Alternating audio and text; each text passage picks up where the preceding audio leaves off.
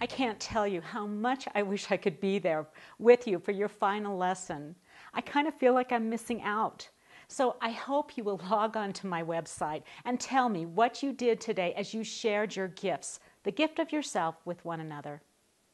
During these last 10 weeks, we've made a lot of progress of going from the goal of being a little wow, a whacked out woman, to being a big wow, a woman of worship.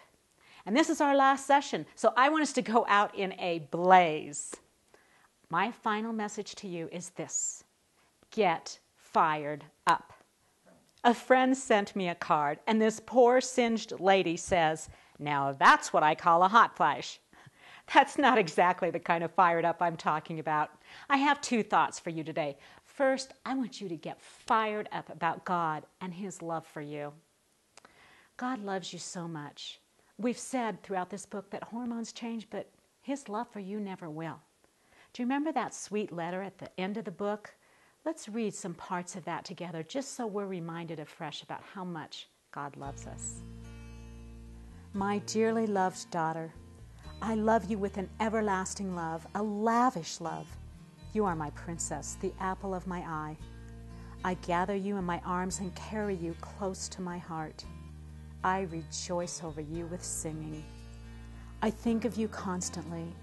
Were I to count the times I think of you each day, they would outnumber the grains of sand on the seashore. Daughter, tell me all your worries and your cares, for I know all that concerns you. Open wide your heart. I will fill you with my holy love. My love will satisfy you. My love can meet your deepest longings. Keep your heart bound up in mine, for with me you can do all things that I have called you to do. My love for you is higher, deeper, wider than you can possibly imagine. I'd do anything for you. I'd give my son's very life for you. I love you, precious one. Your daddy. Did you get that? God loves you. He loves you so much. And I want you to get fired up about the gifts you have as you share with one another. And remember, this isn't a competition. It's not about impressing somebody else. It's about impressing upon the heart of God that you love Him and He loves you. So when you share your gift, the gift of yourself, with the women, just after you do it, just go, that one's for you, Daddy. And that brings me to my second point. I want you to get fired up about your gifts. God has given you gifts, unique gifts that nobody else has. How do they look? Well, they come in the form of desires or longings or skills or abilities. I love 2 Timothy 1, verse 6, where Paul is telling the younger Timothy, I remind you to fan into flame the gift of God which is in you. Fan into flame. When you fan something into flame, that requires a little effort. So ladies, use your gifts. Fan enthusiastically. Fan purposefully. Fan skillfully. Fan joyfully. Use your gifts to honor God and to bless Him. In case you don't know this, menopause is really a great time of life because we actually have time to fan some of these gifts into flame. My friend Jan, she's 55. She just got her doctorate degree.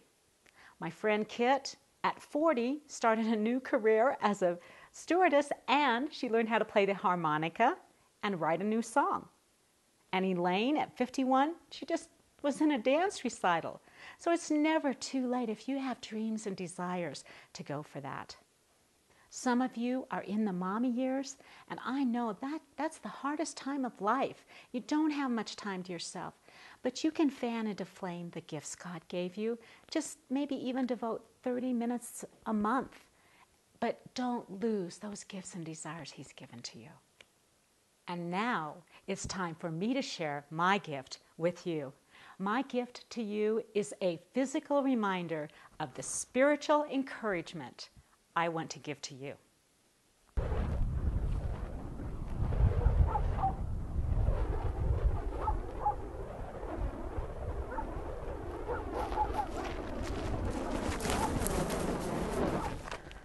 Fan it, ladies. Fan the flame of God's fiery passion for you. And then pass the baton on to the next generation.